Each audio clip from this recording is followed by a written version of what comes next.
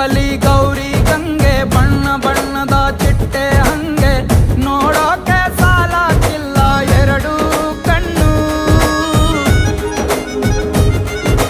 ಗಂಡು ಹೈಕಳು ಬೆಪ್ಪಾದವ್ರೆ, ಬೆರಗು ಕಣ್ಣಲ್ಲಿ ನೋಡ್ತಾ ಅವ್ರೆ, ದಾವಣಿಲೆ ಬೀಸುತ್ತಾರೆ ಹೆಣ್ಣೈಕಳು.